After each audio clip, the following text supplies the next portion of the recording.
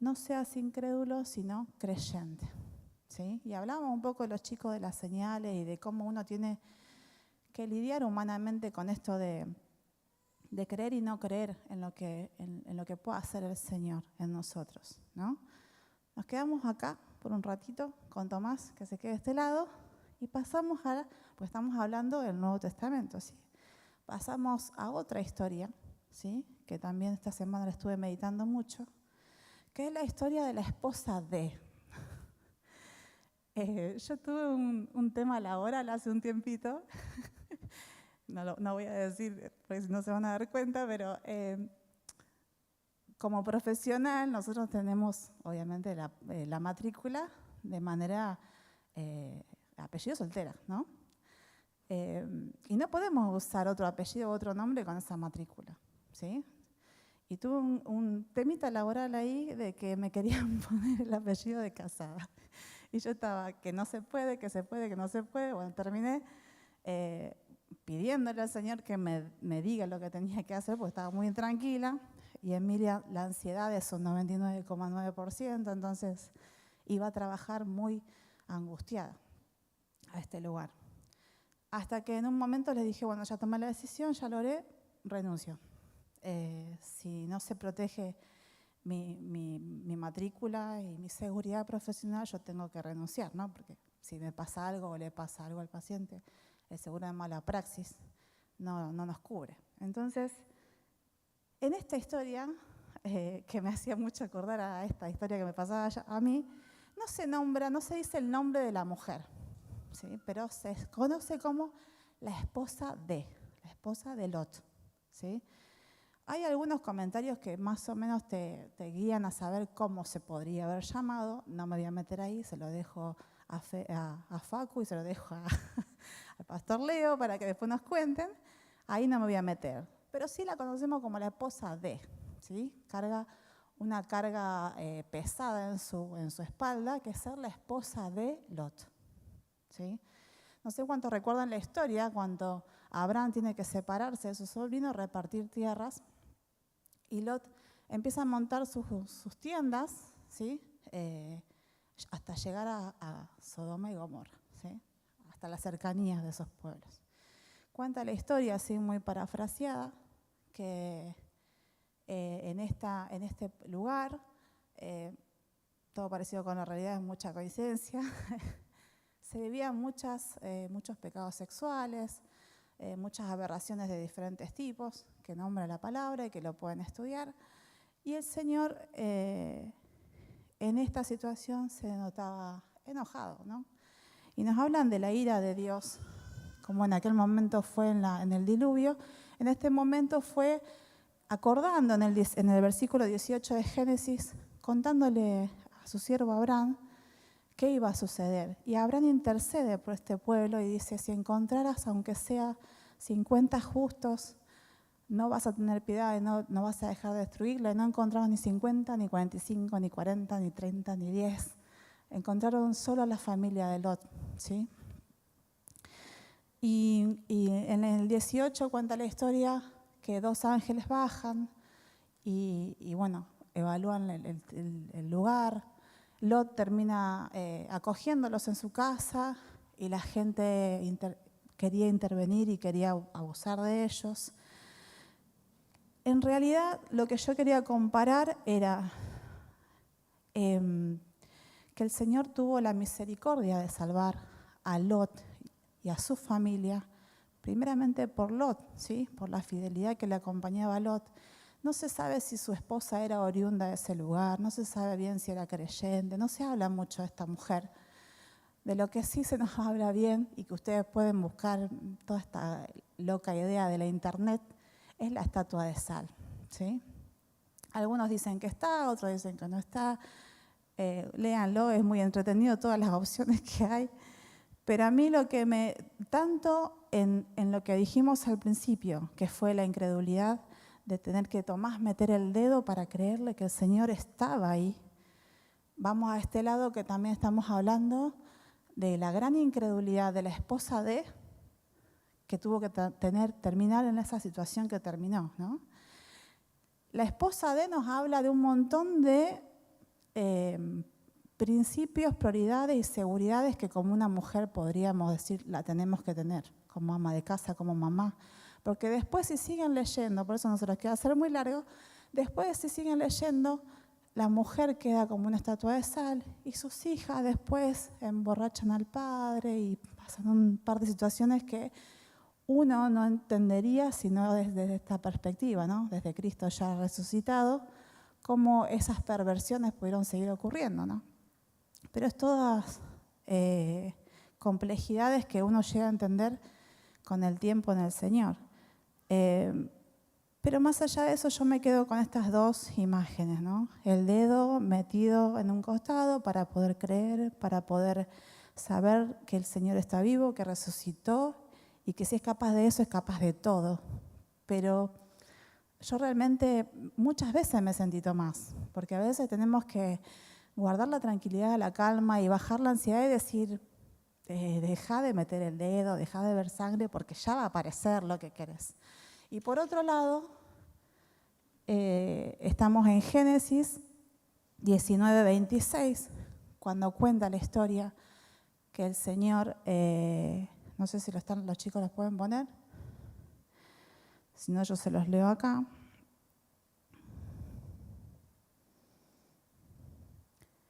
Tienen para leer todo el 19, cómo el Señor los va guiando y en el 26, cuando el Señor les da la orden, ¿no? Que se retiren del lugar, le dicen, retírense, vayan, yo voy a destruir este lugar y ustedes no miren atrás. De una orden, ¿sí? Muchas veces el Espíritu nos da esa orden y nosotros queremos escuchar la segunda opción o la tercera, o capaz que fue mi ansiedad, o capaz que son mis pensamientos, o tal vez a lo mejor es el anhelo mío. Entonces, a veces nos ponemos a, como terminábamos diciendo con los chicos, a buscar señales a ver si es la palabra de Dios, si es justamente la palabra de Dios. Y acá estamos uniendo dos tiempos. Primeramente, el Antiguo Testamento, donde el Señor caía con castigos, ¿sí? Sobre lo que no le gustaba. Y estamos viendo el Nuevo Testamento, donde ya Cristo está entre nosotros, ¿sí? En ese momento estaba todavía ahí, pero después quedó entre nosotros. Y yo pensaba, ¿no? Entre la incredulidad de Tomás y la orden que se le dio a esta mujer. Y esta mujer la desobedeció. Y muchas veces, creo que hoy hablábamos con las chicas, Nancy dice 485.000 veces nos vamos a confundir y yo le grité atrás en un día, porque muchas veces son en un día los errores. Muchas veces nos damos vuelta para mirar todo lo que perdimos. La orden de Dios es, mira, seguí adelante, que esto viene de parte mía, que si se tiene que dar, se va a dar en mi tiempo, cuando vos estés preparada, cuando vos puedas llevar la carga, cuando vos puedas hacerte cargo de esta responsabilidad y nosotros queremos todo ya. Y a veces por adelantar los tiempos nos sale todo mal, porque es como que atravesamos un montón de etapas todas juntas, ¿sí? Y en esto de decir, bueno, no mires atrás, y ella se da vuelta y mira, ¿sí? Hay una palabra que nosotros en medicina usamos, por lo menos en la medicina y en la odontología, se llama anquilosis. La anquilosis es cuando una estructura se disminuye en la imposibilidad de movimiento, ¿sí? Sea una articulación, sea un diente, en mi caso son los dientes cuando se anquilosan y se cementan son difíciles de sacar, porque terminamos haciendo una cirugía masiva. Y en el caso de las articulaciones es cuando los huesos quedan trabados y hay que después ponerle, hay que llevarlos a cirugía y agregar prótesis, ¿no? Es la falta de movimiento. Y si nos ponemos a buscar el significado de la sal, el Señor dice siempre que nosotros somos la sal del mundo. Pero si somos la sal del mundo y le damos el sazón al mundo, ¿por qué ella se transforma en una estatua de sal? ¿Sí? Si en realidad el mensaje de la sal es bueno, ¿por qué ella se transformó en una estatua de sal? Yo siempre tuve esa ambigüedad de decir el porqué del significado. Y más allá de entender el significado es entender realmente en los tiempos qué quiso decir. En ese momento quedó como una estatua de sal para recordar, para quedar como un estigma, un símbolo de la maldad que había en ese lugar y de la desobediencia de esta mujer, ¿sí? Yo creo que si hoy el Señor nos dice que si nos damos vuelta para mirar el pasado, nos transformamos en una estatua de sal, viviríamos blancos, porque realmente uno siempre vuelve atrás. Y yo tengo la particularidad, que no es muy agradable para muchos, de tirar todo. Yo no guardo nada.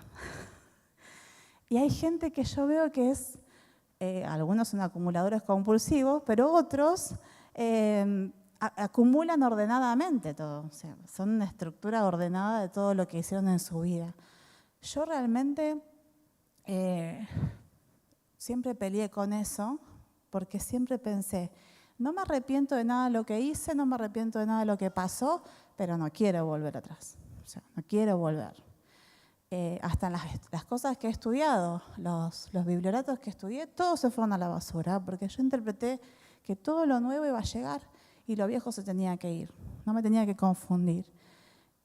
Y acá pienso lo mismo. Si ella mira para atrás constantemente, está el temor, la insistencia de mirar, para recordar todo lo que perdió, o quizás ella nació en ese lugar y entonces recordar a todas las personas que estaban ahí, ver lo que sucedía, que debe haber sido catastrófico, pero terminó así, inmolada por un montón de cosas antiguas, en vez de creerle al Señor que le decía, mirá para adelante, que hay un montón de promesas para vos, para tu familia, y se cortó el propósito en ella. No digo que esté mal, porque estaba también escrito que iba a pasar, pero hoy no estaríamos hablando de ella si no lo hubiese hecho, ¿no? Ella es una mujer que se negó a dejar ir y a confiar, a dejarse ir y confiar en el futuro que Dios tenía para él y para su familia. No supo renunciar a esa vida que tuvo durante todo ese tiempo por lo que Dios le estaba prometiendo, ¿sí?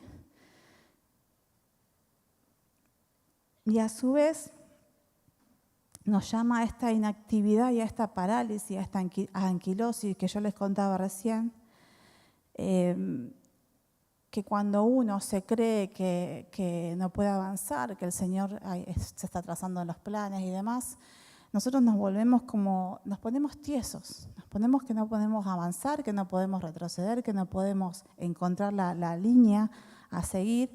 Y es justamente por esto, por no creerle al Señor, por esa incredulidad, ¿sí? Por la incredulidad de decir, no sé si va a pasar, pero de este lado estamos metiendo el dedo y diciendo, sí, yo sé que lo estoy tocando y lo estoy viviendo y va a pasar.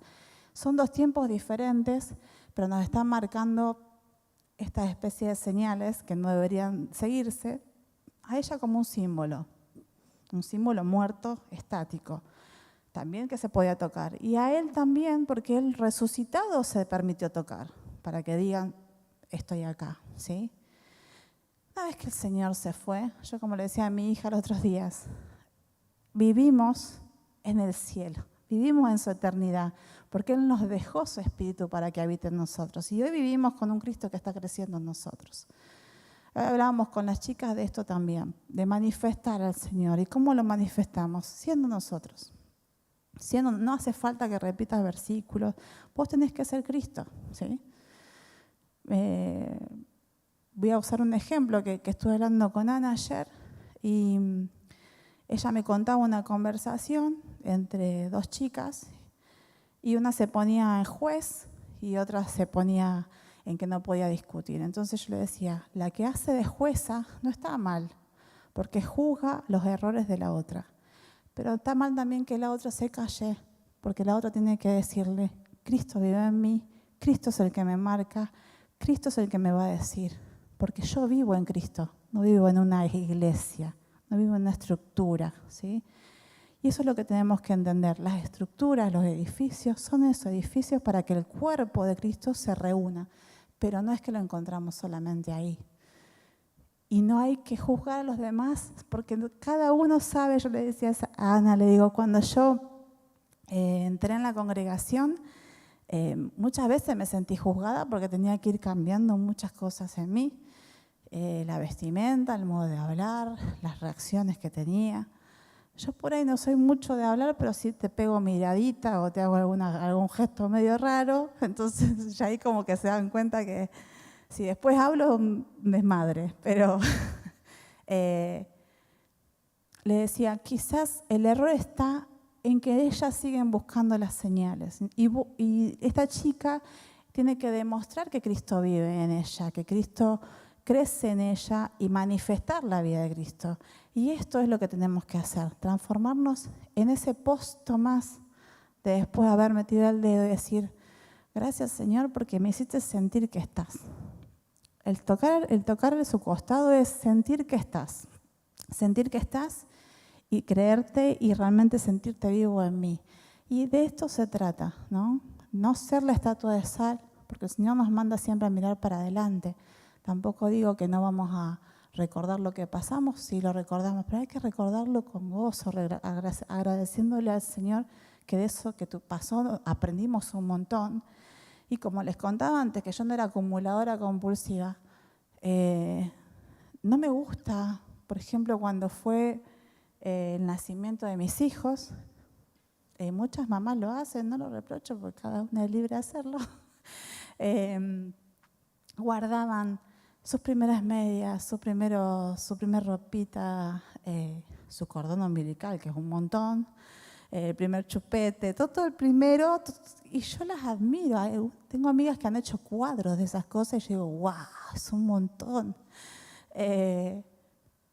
Las admiro, pero yo quizás las historias que pasamos en nuestras vidas nos enseñan un montón. Por eso yo siempre les digo y cuento que cuando vemos películas o videoseries, siempre trato de buscarle la parte de Dios ahí que me quiere explicar algo, que me quiere contar algo, o que me quiere asustar para moverme el piso, ¿no? Hoy estábamos hablando de una serie de chicos, de adolescentes, que le contaban a Ángel y le digo, es muy linda, pero y a la vez te asusta, porque vos decís, son adolescentes, son como mis hijos. Es linda, pero te exhorta un montón y te mueve como diciéndote, activate en lo que estás haciendo.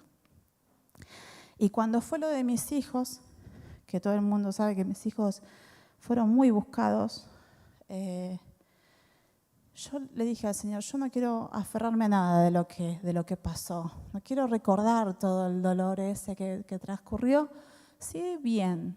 Y mi manera de recordarlo bien es verlos crecer a mis hijos. Es que encargarme de ellos, es verlos sanos. Y no acordarme por un cordón del día que bajaron corriendo a la neo, porque ellos fueron 6 vecinos. Y recordar ese día es volver a todo ese dolor. Entonces, déjame que los recuerde así, que los vea grandes, los vea creciendo y agradezca todo ese milagro en mi vida, ¿no? Entonces, la moraleja de esto, o para mí me queda esto, decir, no quiero ser ni la estatua de sal que mira atrás con congoja y decir, quiero volver a ese lugar, o cuán lindo era, o tal vez, muchas veces, ¿qué hubiese pasado si a lo mejor me casaba con fulano, con mengano, estudiaba otra cosa, me iba a vivir a otro lugar, se me daba la posibilidad? El otro día le decía a los chicos que yo quería ser cajera de supermercado. ¿Qué hubiese pasado si hubiese sido cajera de supermercado? O sea, yo creo que solo Dios sabe, por eso encamina todo, ¿no? Y por eso me hizo tosuda en ese sentido de decir, sigo acá y me esmero acá y hasta el final no paro. Pero siempre estamos con eso. ¿Qué hubiese pasado? Sí, tal vez, a lo mejor. Entonces yo ahí me acuerdo de la estatua de sal. Digo, si el qué hubiese pasado, la estatua de sal. Me voy a quedar petrificada mirando para atrás. Pero si yo le creo al Señor y le creo todas sus promesas y creo realmente que esta fe que me moviliza me va a llevar a recibir todo lo que estoy esperando de parte de Él, voy a vivir, no esperando, voy a vivir gozosa del día a día, sabiendo que Dios está al control de todo, sabiendo que todo va a llegar. No tengo nada que esperar porque ya todo está preparado para el tiempo que yo esté madura y para el tiempo que yo pueda llevar esa carga y esa responsabilidad en todo tipo de áreas, sea trabajo, sea personal, sea familiar, lo que fuera, ¿sí? Entonces, le iba a decir a los chicos que vayan subiendo, mi reflexión era esta. estoy en el medio muchas veces. Estoy en el medio de transformarme en aquellas estatuas de sal, o estoy en el medio de ir para el lado de decir yo creo, y por más que te tenga que meter el dedo, vos sabés que en mi humanidad necesito meterte esa mano para probar que realmente estás conmigo. Y el Señor en su amor nos va a dar esa posibilidad de probarlo. Nos va a dar esa posibilidad de decir, yo te voy a escuchar, yo te voy a hablar y yo me voy a manifestar como vos necesitas que yo me manifieste. Porque muchas veces no necesitamos señales. Te lo haces sentir acá en el corazón, te lo dice audiblemente y muchos lo escuchan. Y vos tenés que saber que la dirección del Señor es esa. Es sí, Señor, me mantengo, disfruto, me tranquilizo esperando que eso llegue para mí. Porque realmente, como yo le decía a mi hija ayer, las personas y el mundo, y me incluyo en este mundo, muchas veces caemos en la humanidad de equivocarnos diariamente. Pero tenemos que entender que vivimos en un lugar prestado. El cuerpo vive en un lugar prestado. Nuestro espíritu ya está en la eternidad. Nosotros ya estamos viviendo en la eternidad. ¿Cómo no vamos a ser agradecidos si estamos viviendo en la eternidad? El día que nosotros partamos, vamos a partir de este mundo. Pero este mundo pertenece a otra entidad. Y estamos luchando y batallando para que los demás crean.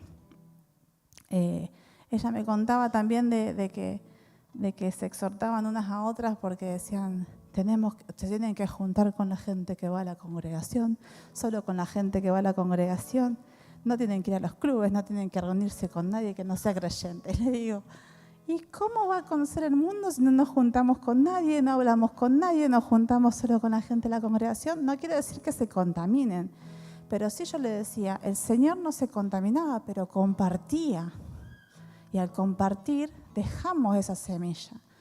Entonces, mi reflexión de hoy, que primero es para mí, es dejar de mirar para atrás y enfocarme solamente, no en lo que Dios me va a dar, en saber que el día a día es gozo, es disfrute, es el Señor me está acompañando y cada promesa se va a cumplir en su tiempo, no esperar de más. Esperar en Él, tener proyectos obviamente y dejárselos en sus pies, pero quizás el mal de este mundo es el que uno sufre primeramente en primera persona, que es la ansiedad de querer tener todo ya, o de querer guardar para el futuro, o de querer prepararnos para cuando los chicos ya empiecen a volar y empiecen a estudiar y demás. Pero de eso se encarga el Señor, porque así como te los dio, también te va a ayudar a ser una buena mamá, un buen compañero, un buen tío. De todo se encarga el Señor. Nosotros nos tenemos que encargar de esto, de mantenernos en Él, de ser como Él pide en el nuevo pacto, de ser la sal del mundo. La sal es conservar, es mantener, es dar sabor y sazón a las comidas. Y si no está, se siente, ¿sí? Entonces, nuestra función hoy es creerle, no ser tan incrédulo de recordar siempre el pasado y estar amarrados al pasado. Y sí ser esa sal que realmente, como Él dice, somos la sal y somos la luz del mundo. Amén. Ese era mi pensamiento para hoy. Espero que les haya sido de bendición y de edificación. Amén.